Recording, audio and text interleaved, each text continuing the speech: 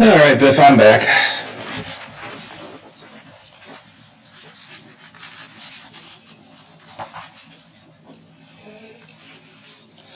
I got thrown out of my living room because I was distracting him from playing Mario, so.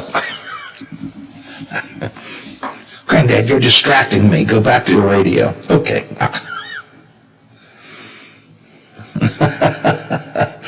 Hey, when he's in Mario mode, don't interrupt him. I got him a new Mario game for Christmas, or for Easter yesterday, so that's what he's playing with. All right, let me know if Sean gets on the line. I assume he will. Hopefully he'll remember.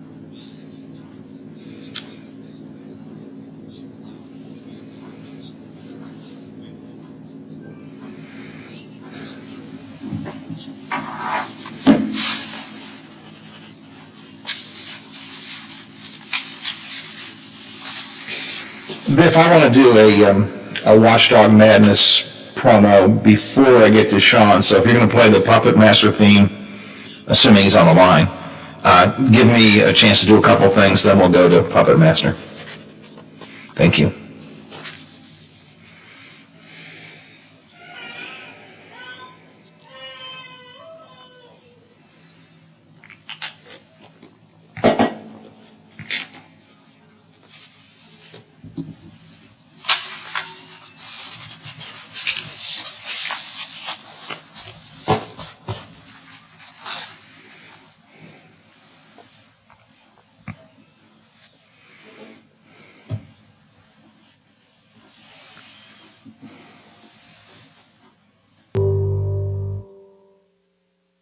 Now, during the Jim Robinson Ford Lincoln Toyota Pre-Owned Super Sale, select from over 80 vehicles in stock starting under $5,000. Most are local trades, many with one owner. Hurry to Jim Robinson at the Highlands, home of lifetime powertrain protection.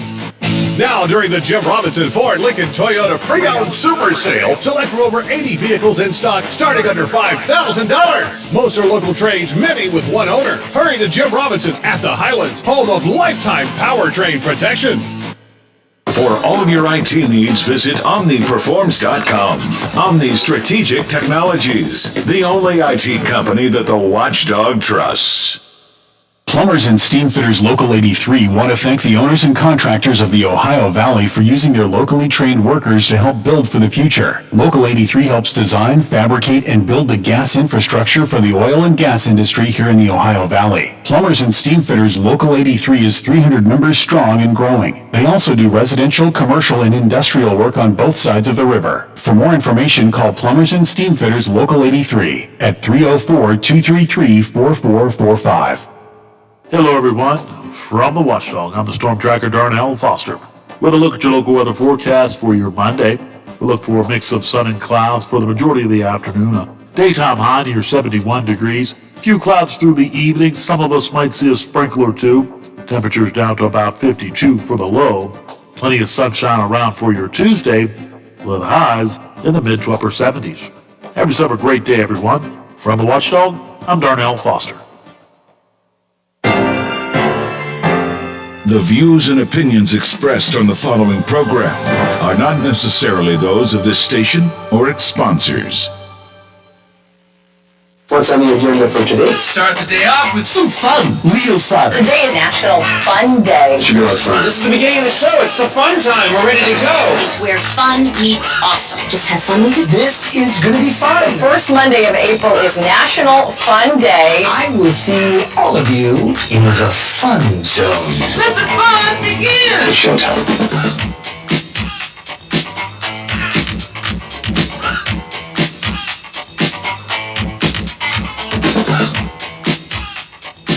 Conversations you care about with people you know. This is the Watchdog Morning Show with Howard Monroe, brought to you in part by Wheeling Hospital.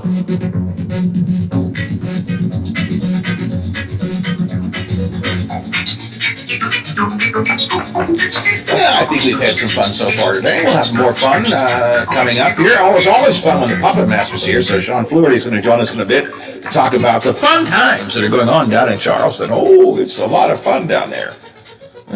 Maybe. We'll talk about it.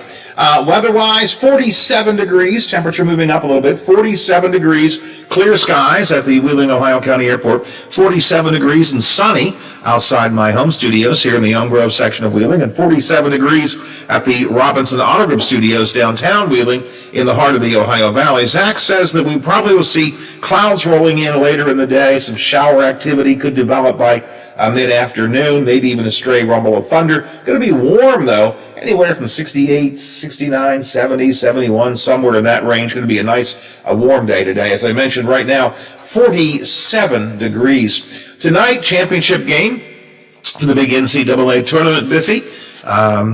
Going to be a good one, we think, right?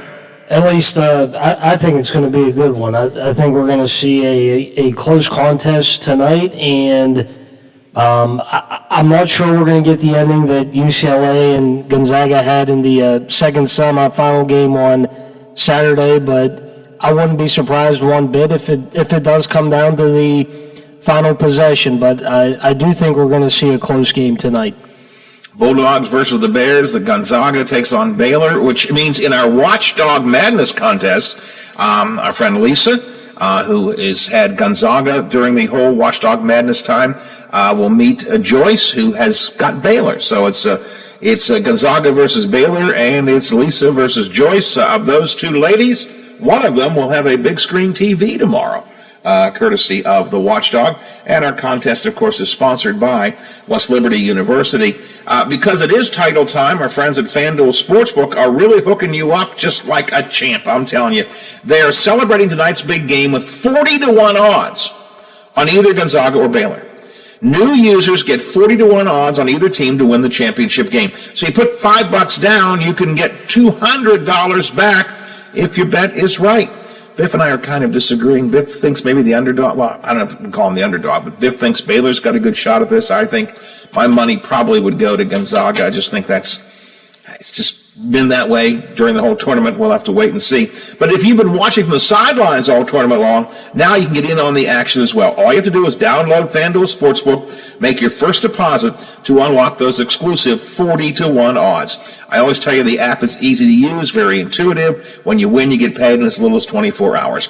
Sign up using my name, Monroe, in the promo code box. That way they know that we sent you here on the Watchdog. You must be 21 or older, physically present in Pennsylvania or West Virginia, new users only.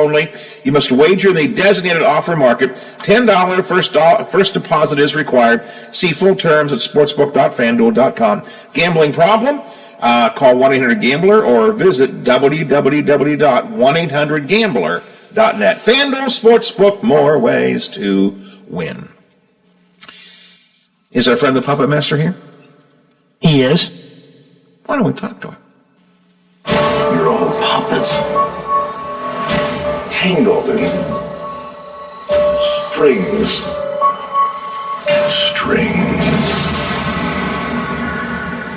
There are no strings on me.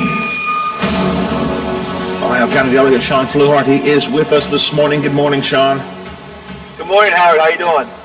Now, I see coming up today on Statewide Talk Line with Hoppy Kirchwell, he's going to be talking to Majority Whip Paul Espinoza about what the Republicans have accomplished this session. I'm curious how you would answer that question. Well, I mean, look, at the end of the day, I don't think they got a whole lot across the finish line.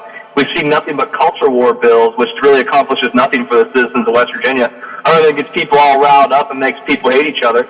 I think that's the role they've played thus far this session. All the heavy lifting that they've tried to do with tax reform hasn't happened, Howard. And today, on day 55 of 60, we're going to have this summit with the governor because despite having a supermajority, Howard, a supermajority, something that's rather unprecedented in our state's history. It's the 55th day. We need to have a summit on their most important legislation.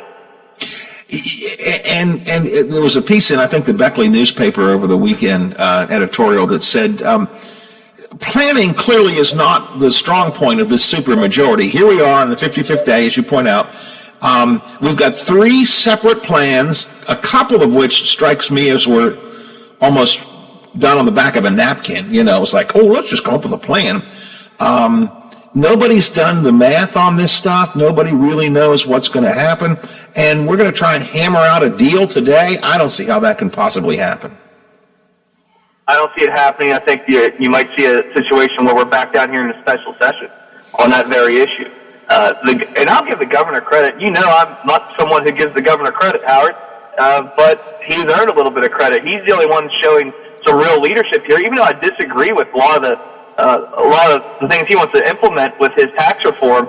He's at least bringing light to it and getting people together and saying this needs to happen, and I'm going to lead the charge. The rest of everybody else, they're in their own world. Like, the House can't agree with the Senate can't agree with the House, and nobody can agree with the governor at this point. It's mind-boggling, really, because you would think, you know, they fought so hard to get this supermajority that they would have gotten in a room prior to session and said, look, we got to make sure we do this right, and we come out like a well-oiled machine. We can't have a supermajority and then have it crumble in front of our eyes. And that's what's happening right now. That's exactly what's happening right now. Signature pieces of legislation are dying in the Senate that came out of the House, and vice versa, because they're fighting with each other. It's amazing. It's really amazing to see all these different camps play out. And so I'll give the governor some credit. He's showing at least some leadership through all of this.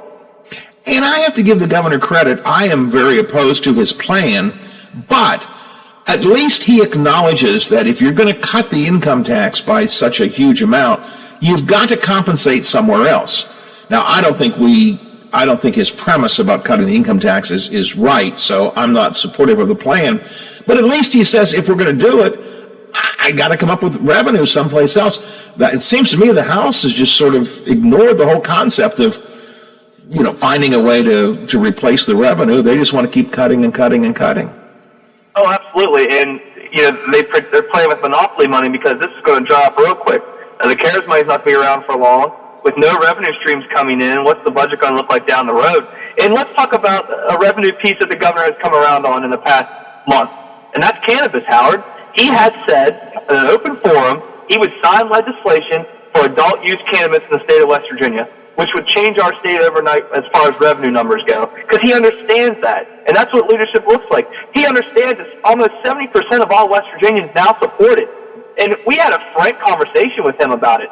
I sat in his office for a long time. That's the longest I've ever met with the governor since being down here, and really gave it to him straight on what the numbers are, what the reality is. And I'll give him credit; he listened. And then he came out a week later and said, "You know what? I'm coming around on this issue. I think the polling numbers are clear for him. He understands that people have turned around on this and that they support it." And look, in the Northern Panhandle, you can't tell me on the one end you want to raise all these taxes that's just going to be brutal for the Northern Panhandle when it comes to the sales tax and then inviting new taxes into our system. And then you don't want to get involved with a revenue stream like cannabis. You can't have it both ways. And for the governor, I think he looks at it, at least my argument was, Governor, these numbers that you introduced, they were mind-boggling for the people up north. You know, there was a sticker shock involved. I think you'd agree with that, Howard. Don't you think people up north said, wait a minute here, this is ridiculous. The sticker shock for our small businesses. And if you can bring those numbers down by introducing a revenue stream like cannabis, you might get more people on board. And I think he realizes that, and that's the angle that I think he needs to play. And since he's the only one showing any leadership between the three camps, maybe that's what wins at the end of the day. It remains to be seen, but I'm with you, Howard. The House version is simply pretend ball. I mean, it sounds great, right? They don't want to raise any taxes, but the reality is they're pretending on the numbers because reality is going to set in a year or two down the road. Well, back to the cannabis thing for a minute. One of the things you and I have talked about a lot over the last couple of years actually is really the economy of the state doesn't grow unless we find a new revenue stream.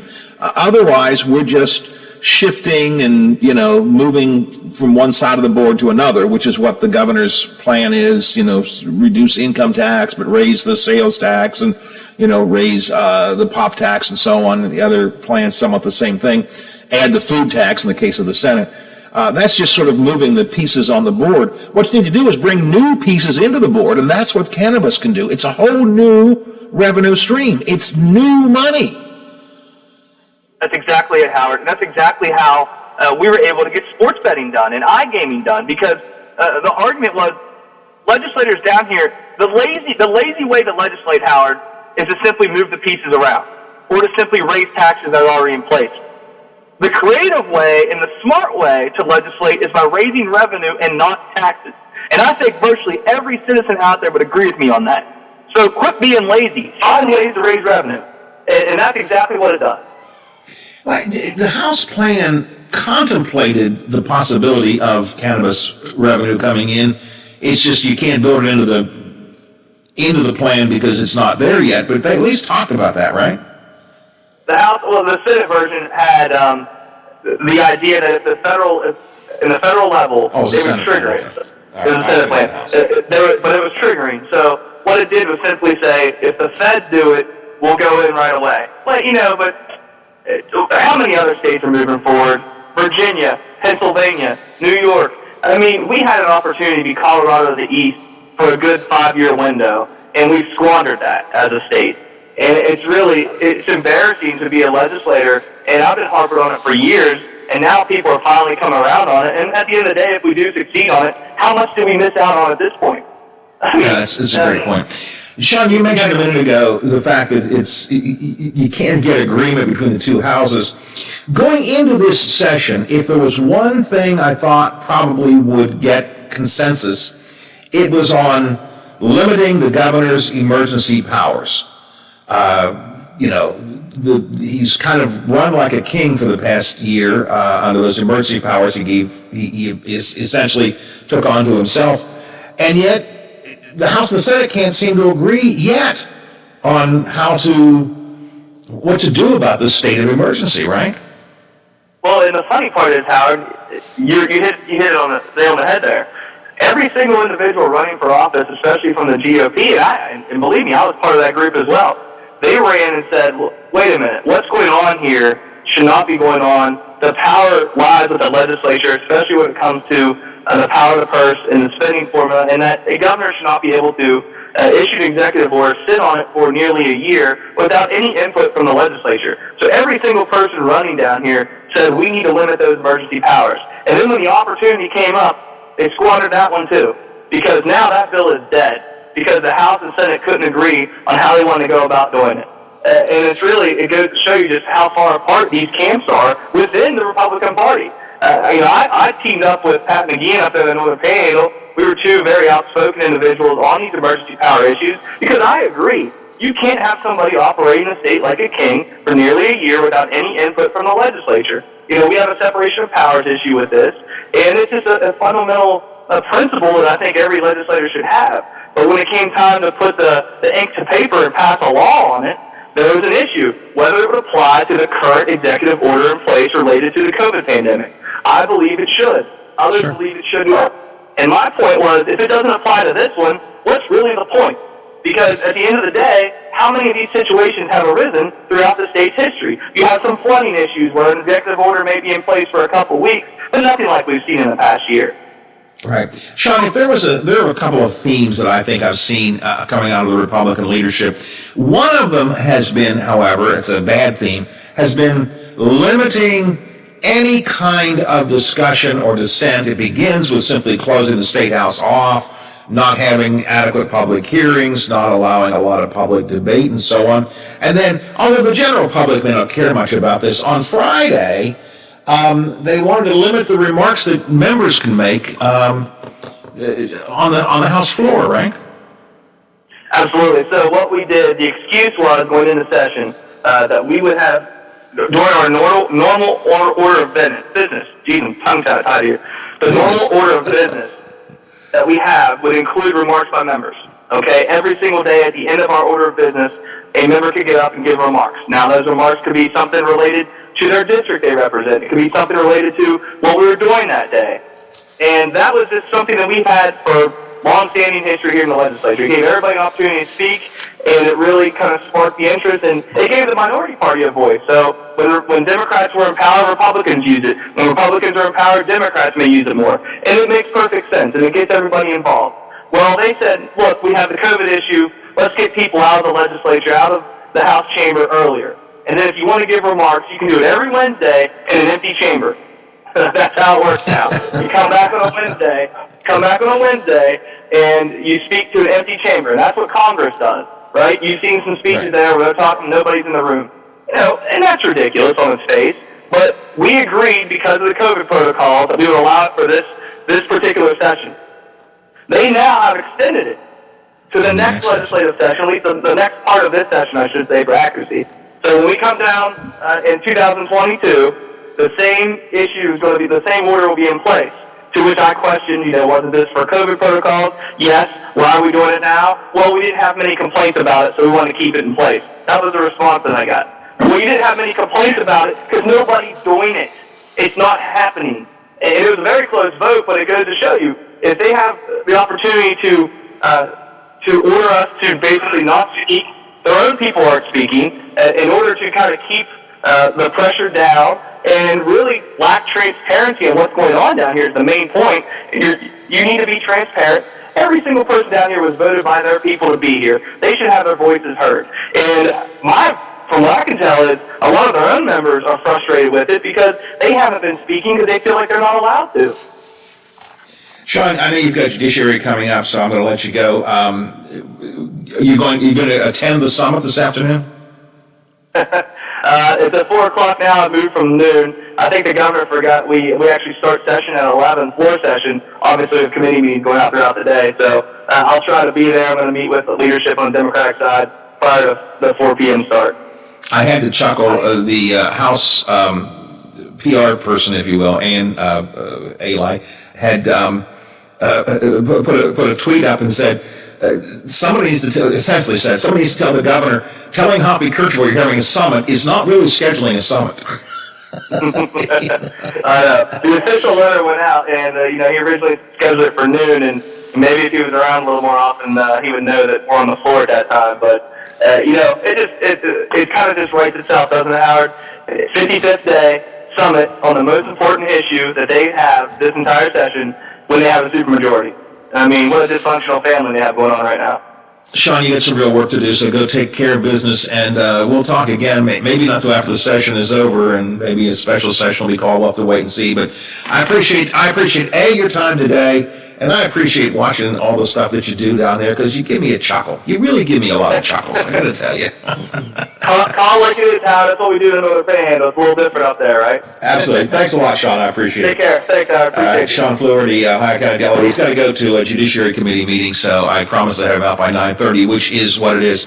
But I want to get into one more thing with Sean, and since I couldn't talk to him about it, maybe we'll play a little bit of it. There is a clip that's circulating around from on Sean's Facebook page and his Twitter account where there was an effort made to regulate social media from banning politicians from being on social media, like Twitter did and Facebook did with Donald Trump. And one of the Republican members stood up and said, well, I've been banned. I've been disbanded. And everybody's going, what is disband? But I've been disbanded. And Sean stood up and said, oh, I got to hear this. If we have a chance in the next segment, maybe we'll let you hear a little bit of what Sean had to say. Since I couldn't ask him about it here, we'll let you hear it from the floor. Also, Capitol Report is coming up in a couple of minutes, and Bob Westphal will be here, see what's going on at the Big 7. We've got a lot to do in the final half hour, but let's kick it off with some Ohio Valley headlines from Metro News. The Metro News Update is brought to you by Thomas Auto Centers, Mall Road, St. Clairsville. Get the best deal at Thomas Auto Centers.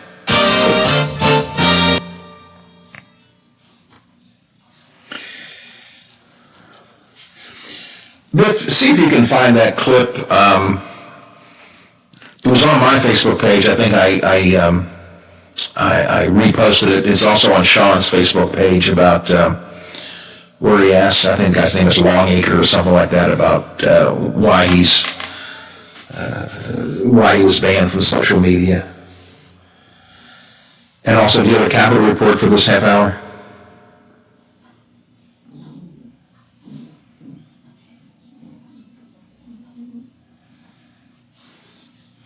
Okay.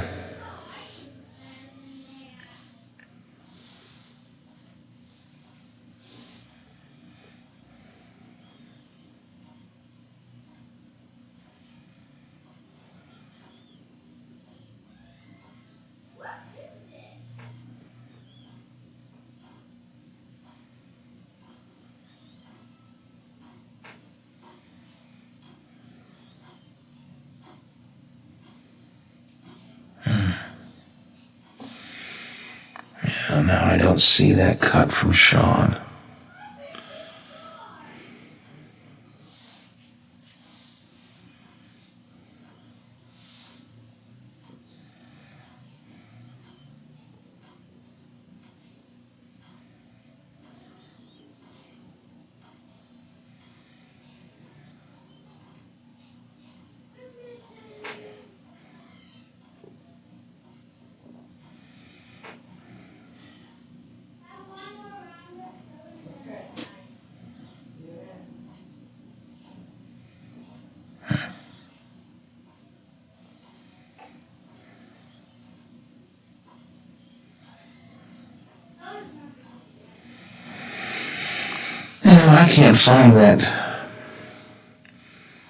I can't find that clip from Sean I was looking for. Maybe it's on Twitter.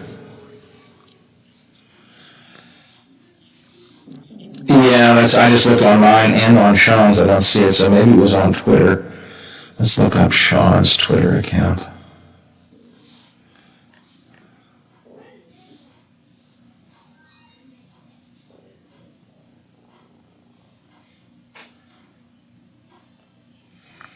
Now, I know it's there because yeah, there it is. It's on his Twitter page.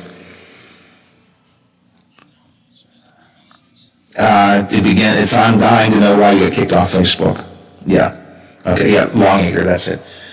I don't know if we'll play the whole thing, but we'll play part of it at least. So, and we'll do that, and we'll do the Capitol report when we come back, and then I'll take a break so we can get another break in so we don't have to do everything all at one time.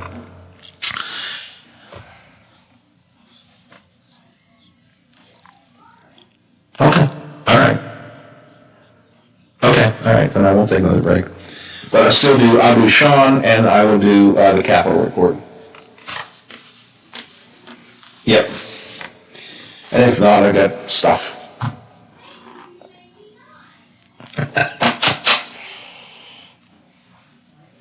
Next, tune in and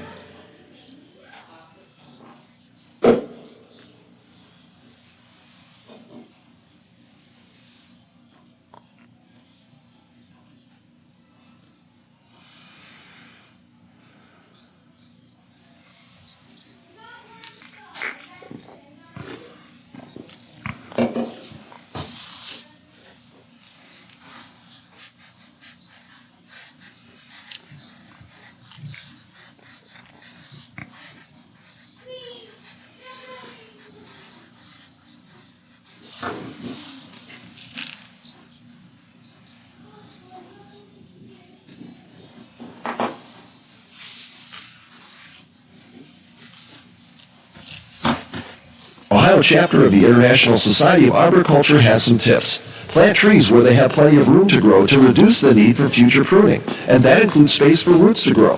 Plant trees that are suitable for your area, and be careful not to plant them too deep. That can be fatal. For more tips on how to properly plant trees or to find a certified arborist near you, go to treesforohio.org. That's Ohio.org. Have you experienced foot or ankle pain during or after sports, running, or exercising at the gym? Nagging aches in your foot or ankle that won't go away? Podiatric physicians can provide you with important foot care solutions, shoe inserts, or show you how to support your feet and ankles so you're able to compete or exercise comfortably. Ohio Foot and Ankle Medical Association podiatric physicians are located throughout the state and have been serving the profession and the public for over 100 years. To find a member of the Ohio Foot and Ankle Medical Association near you, visit associationsadvanceohio.com. Are you or your loved ones facing a serious legal battle? The law office of Paul Harris wants you to know you aren't alone. Do you need someone that's not afraid to go to trial and fight for your rights? Attorney Paul Harris and his team are willing to go where most firms are not. The courtroom. With a successful track record in civil litigation, criminal defense, including tax issues and healthcare fraud, Harris Law Office will fight for their clients by offering the most aggressive representation in and out of court. Call Paul Harris at Harris Law Office for a free consultation. 304-232-5300. I'm not buying till a chick don't fall. Most of us are faced with uncertainty every day. Your job, your finances, sporting events, schooling for your children, and so much more. With so much uncertainty surrounding you, there's one auto dealership that you can be certain about, and that's Doan Ford. You can be certain that you always get a great deal and the best service afterwards. Being in business for over 50 years has given Doan Ford the reputation of being a strong, reliable dealership. Be certain. Choose Doan Ford. Online at DoanFord.com. I'm not buying till I check Doan Ford. CA House Music has all the gear to make your music legendary. With all the best gear, including Fender, Epiphone, Yamaha, and more, CA House will have you rocking in no time. Get the most for your money with everyday low prices. And we meet or beat internet pricing. Play before you buy and let our product specialists help you pick out the instrument that's right for you. CA House Music, supporting local musicians since 1872. Play music for life.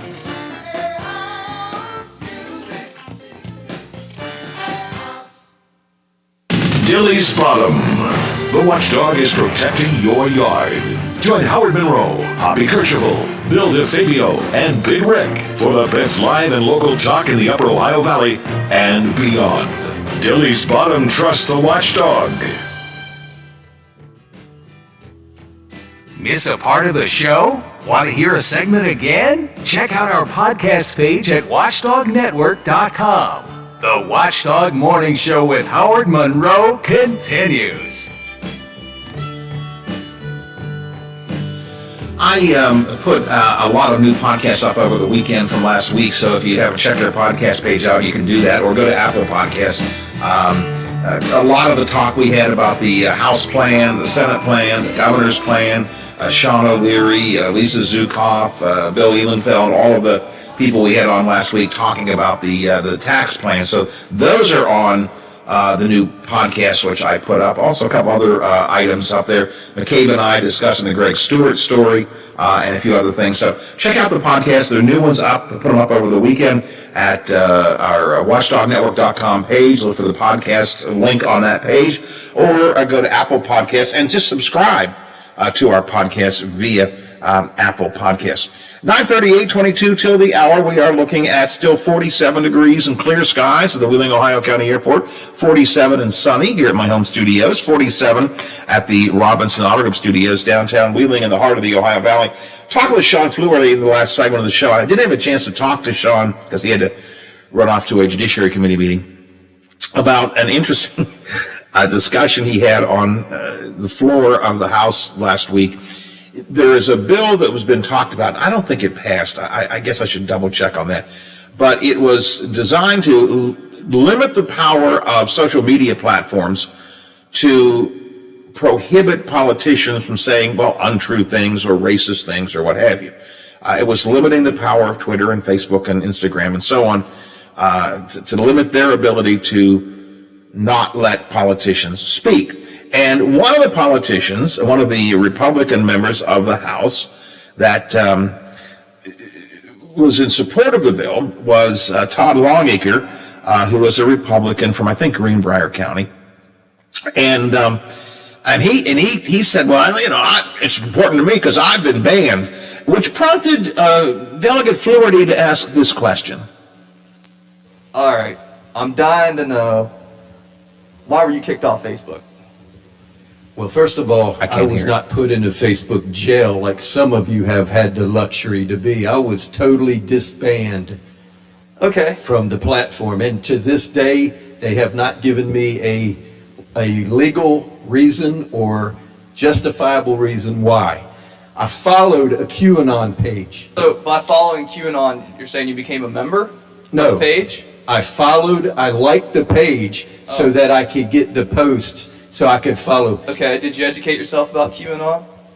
Oh, and up to the point where they disbanded QAnon and everyone else associated with it. Okay. So they're using QAnon as the excuse of deactivating my platform. The bottom line is they deactivated free speech, whether it was QAnon, Black Lives Matter, KKK, everyone has a right. You believe, so you're done answering my questions? I don't think your questions are germane to what's going on here. You just spent 10 minutes answering them. I was nice to you.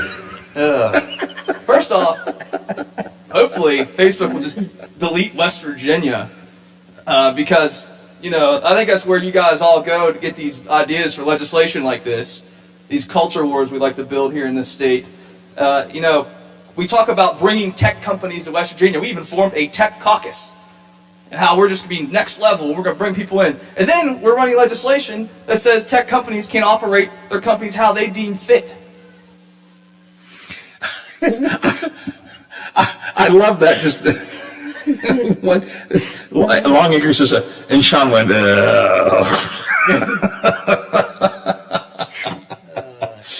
By the way, he is from Greenbrier. Greenbrier County, okay. Yes. I was pretty sure he was. Yep. Anyway, whenever Sean is standing, and again, I've said this before, I suspect that his colleagues on the House floor either applaud or go, oh, God. When Sean stands up to speak, it's like, oh, boy, here we go. Again, get the popcorn ready. Here we go. He's not going to stand up and just say something mild-mannered, It's always something interesting. And I love, if you can watch these clips, that was on Twitter, from Sean's Twitter page, and I think I reposted it on my Twitter page as well. I love to take the look on his face, on Sean's face. It's like, really? That's what you're going for, huh? Okay. Anyway, I was going to talk to Sean about that today, and he had to run off, so I thought, well, we'll just let you hear what he had to say. By the way, Longacre, I tracked down some of the other things that he says. I mean, he had some pretty. I'm going to be careful what word I use because I don't want to use the wrong word. But he had some pretty. I can see why he followed QAnon, and I can see why he might have been banned. Let me just put it that way, based on some of the things that I've read from him. Today is the day of the big summit. I had to laugh, as I mentioned when Sean was on earlier, Biffy. Governor Justice was on with Hoppy Kercheval on Friday and announced that he was going to have a big summit on Monday. For everybody's big summit on Monday. And people start calling the House and the Senate and going, well, when is the big summit? What's going on? And Ann Eli is her maiden name. She's married now. She's from the local area, who is now the spokesperson for, I guess, the House. She posted on Twitter, she said, telling Hoppy Kercheval that you're having a summit is not scheduling a summit. You have to actually schedule a summit, talk to everybody and get them to come. And I think that's part of the problem. So the governor said, well, we're all going to get together on 11 o'clock on Monday, and we're going to have a big summit. And the House and the Senate said, yeah, no, we're actually in session. We're going to have our meetings and do our regular stuff. So the governor finally said, well, maybe we'll do it at 4 o'clock then. So 4 o'clock this afternoon is the big summit. What will come from it? I don't know. We'll probably we will talk more about it tomorrow. In the meantime, here's a look at what's going on in the Capitol today. This is the Metro News.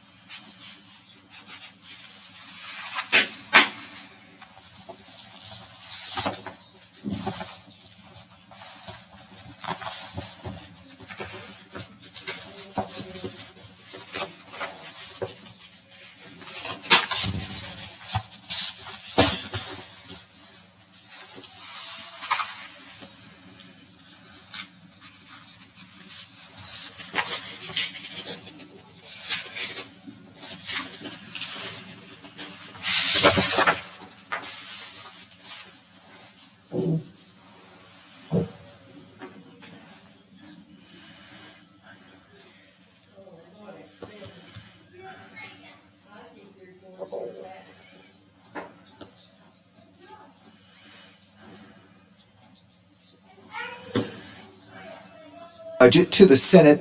House passed its version back on Friday. Raleigh County Delegate Mick Bates says the House's version of the spending plan looks better than what the Senate is considering. And we defend our priorities and our position as we move forward. Meanwhile, what's important to the budgeting process will be revenue collection numbers, and the state is looking strong in that area. Governor Justice says the state collected more than $27 million in tax revenue in March than it originally estimated. The current revenue collection surplus for the fiscal year is now approximately $235 million ahead of estimates. I'm Jeff Jenkins on Metro News, the voice of West Virginia. 5 days left in the session. 5 days. And they haven't got a budget, and they're going to try and completely revamp the state's tax structure. Oh, yeah. That's smart. That's smart. Howard, 5 days, that's plenty of time. You're right. Boom, boom, boom, boom. We'll just get it done. Plenty of time. Plenty of time. God help us. I mean, just how, man. But the summit is this afternoon, so we'll see what the summit, we'll see what that summit brings. 3 plans to be hammered out, all of which are different. I was on with Hoppy Kercheval on the statewide talk line on Friday, and, Hoppy is all excited. The governor says we're going to have a summit, and Howard, what do you think about the summit? Can we hammer out a deal? I said, well, look, I'm never opposed to people talking, Biff. If they want to get together and talk at this summit, air quotes, their summit, that's fine. I certainly could never argue against talking. But the concept of, I don't want them to hammer out a deal. See, that's the problem. I don't want them to hammer out a deal.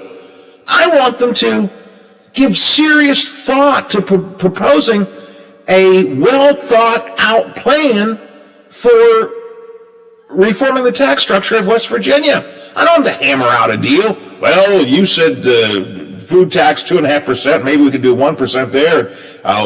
We'll go between my 1.9 and your 2.5% increase in the sales tax, and we'll call it 1.96. I mean, no, I don't want you to hammer out a deal. I want you to actually sit down and figure out what's the right thing to do. Well, this is something that takes time, and quite frankly, this should have been done early on. One of the very first things that should have been done was this, because you know how long this is going to take. It's not something you can do in a day or two or even 3. You got to consider everything. You just can't sit down and boom, boom, boom, get it all done. It requires thought and time. And you can't wait until the last week to do it. We've had a couple of major tax reform proposals in West Virginia over the last couple of decades. One of them goes back, guys, it's been 20 years, maybe not that long ago, when Rob Capehart was the Tax and Revenue Secretary, and under the Underwood administration, and Governor Underwood tasked Capehart with looking at a complete reform of our tax system. And Rob held public hearings all around the state for the general citizen to offer their input. He met with all different kinds of tax experts, went around the country and talked to tax people, and he came up with a tax reform plan. Now, mind you, it was huge. I mean, I always remember the number because it struck me as funny. It was 1,040 pages, or 1040, just like the tax return is. And we still have one at the radio station. I use it as a doorstop, basically. It holds the door open because it's so big. But it was a year's worth of public hearings, public input, a professional input, public input, serious consideration. Now, whether you agree or disagree with what they come up with, it was a comprehensive plan that was done one other time since then. And it was a plan, a comprehensive plan. It's not hammering out a deal. I don't even like the phrase. You can't do that in 5 days. Or you can't do it in 5 weeks. It requires serious thought. Can we and should we reform our tax system? Yeah, probably. Should we look at new revenue like Sean was talking about with bringing in maybe recreational marijuana? Absolutely. Should we add the earned income tax credit as a tax reform measure for low for folks who have kids? Absolutely. EITC at the federal level has been tremendously helpful. I remember when my kids were younger, that EITC kept us from paying huge amounts of taxes when my kids were little. We should put one into effect in the state. There are certainly things we should and could and can do, but you can't just get together in a room and well, I don't know. Look, I got 1.9 up here. You got 2.5. Like an auction. I got 1.9. You got 2.5. 1.9. 2.5. Oh, I see. You got 2.2. I take a 2.2. Do we do 2.2? Let's do 2.4. 2.4. Should we do 2? That's not the way you do tax reform. That's not the way you do tax reform. At any rate. Sounds like Jimmy Frio at an auction. Exactly right. We'll find out. The big summit is set for this afternoon. Bob Westfall is with us from the Big 7, WTRF TV. Good morning, Bob. Morning, Howard. How are you? I am great. How was your weekend? Did you have a good Easter? My Easter was fantastic. It was really nice. Spent some time around the house. My sister stopped by. My mom was there. So it was a good weekend. Yeah, it was really nice too. It was really nice. I twisted my ankle on Saturday, so I couldn't move around a whole lot yesterday. But we didn't really plan it this way. But basically, all of the family showed up at one time or another during the day yesterday. First time in a year that we had all of the family here. We didn't have any big event. We didn't have a dinner or anything, but they all came and we all hung around outside and the kids played. It was just really nice. The first time that all three of my boys and all of their families were here at the same time, so it was kind of, it was really nice Easter weekend, really good. And the weather was great too, so it was really good. Yeah, it's gorgeous. I'm sorry to hear about your ankle, but sounds like a good weekend for you. You know, but it's amazing how your body recuperates, and it was because I got on the floor and played with my grandson, and I shouldn't do that. Getting on the floor is okay. Getting up is my problem. And that's when I twisted my ankle, and I literally couldn't walk yet. I literally could not walk. It was so painful yesterday. But after a day's worth of rest today, I'm feeling pretty good. So that's good news. What are you working on today, Bob? Okay, just something. We just got into the newsroom. The suspected jumper from the suspension bridge was a false call. I kind of had that feeling yesterday. I just had that, if you never know, and they have to follow up on it. But I just kind of had that feeling when I saw it, like it was not going to turn out to be true. Yeah, we just get that into the newsroom actually as we were talking about Easter. So that is it was a false call. No one in the river, at least in this particular instance. So some good post-Easter news there. No one took their life jumping from the suspension bridge. So there's some good news. Some not so good news. The investigation continues into the accident shut down 70 and 470. Yesterday, one fatality. I believe several others were taken to the hospital. 3 others. I was talking to Brenda this morning. I said I can't remember a single accident shut down both interstates. Just an amazing the location of it to shut down both 70 and 470 at the same time. And it shut down parts of Route 40 because they had to close down Route 40 to get some of the water. I mean, there's no fire hydrant up on 70 or 470, so they had to close down part of 40 in Elm Grove in order to fight the fire. So you had 70 closed, 470 closed, and a part of 40 closed. What an unbelievable mess it was. Yeah, that was something. So no names released yet. We're waiting to hear that from Wheeling Police. Again, one dead, 3 injured. Interstate shut down. 2 interstates, state routes shut down. So we're going to continue to follow that. We'll have the latest for that. Hopefully we'll have the latest at noon, but that's kind of a developing story. Right. Some of the other things we're working on. CDC released a report last week that if you're fully vaccinated, you can travel. Of course, there are some restrictions on that.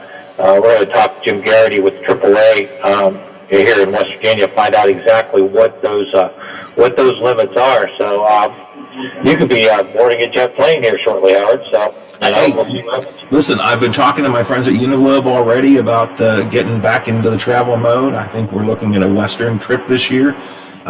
Boy, I'm excited because I love to travel. My wife and I have done a lot in recent years, and I felt grounded last year. Right. Yeah, I like to go to races and stuff like that. And last year just didn't happen. So I'm looking forward. I think Indy and the Xfinity Series is in Columbus this year, back to back. So I can't wait. At least that's someplace to go. So yeah, you're absolutely right. It'd be nice to be getting out amongst the house, out of the house. Absolutely. Also, today is a grim anniversary of the Upper Big Branch mine disaster. As you know, that happened, I believe, it was 10 years ago today. 29 miners lost their lives. This brought about the, I guess you could call it the downfall of Don Blankenship. He was convicted in that, not for anything to do with the mine, but so 29 members of his crew were killed in the mine disaster. I remember that one vividly. That was that was one of those ones that you kind of held hope out, and then all of a sudden it was like, if I remember correctly, you might remember this better. They said they found the miners, and everyone assumed that was a positive thing. And it got all the way up to Joe Manchin and stuff like that. They found the miners, and it turned out to be not such a good thing.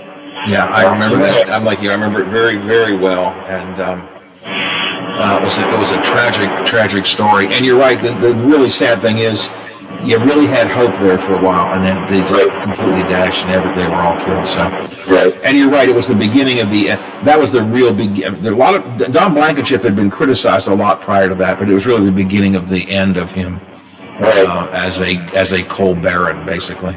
Yeah, I just saw he was convicted in 2015 of misdemeanors comprising violating safety standards, was sentenced to 1 year in prison. Found not guilty of charges of fraud and making false statements. So just so anybody has any questions on that one. And he is quick to point out it's a misdemeanor. If you ever talk to him, he'll make a point. It was a misdemeanor, not a felony. Yeah. Yeah. So so we're gonna try to talk to a United Mine worker who was part of the investigation. So we're waiting to hear back from him, but I'm sure our station in BOY in that area will honor those people. So we'll have that. A couple other things we're working on. Fake vaccination cards. We're going to talk to the FBI. We're seeing a lot of fake vaccination cards going out. Whether people realize they're fake or not. So we're going to talk to somebody with the FBI what the issues are with these fake cards. Of course, Scotty will have everything to deal with the March Madness. Tonight's the championship game. Could be one of the greatest championship games in the history of the tournament. So Scott will have that leading up to that. Weather, a little bit of rain maybe later this evening. Zach and Dr. Dave will work on that today. So a little bit of everything tonight. All right, noon, 5, 6, 10, 11, 5:30, the statewide show. I'm sure Mark will probably talk about the big summit coming up this afternoon on taxes. And, of course, follow along at WTRF.com or on your Facebook page. Bob, I'll talk to you tomorrow. Thanks a lot. Bye, guys. All right, Biffy, I got to go. See you tomorrow morning, 7 o'clock. Another go around the big gig. Are you back with me? Back for Tuesday, ready to go. Going to keep on doing it till we get it right. That'll be a long time. Oh, you better believe it, baby. ABC News already in progress. The Watchdog is FM 98.1, AM 1600 WKKX Wheeling, FM 97.7, AM 1370 WVLY Moundsville. The ABC News is brought to you by Thomas Auto Centers, Mall Road, St. Clairsville. Get the best deal at Thomas Auto Centers. Leaky phosphate reservoir. All right, Biffy.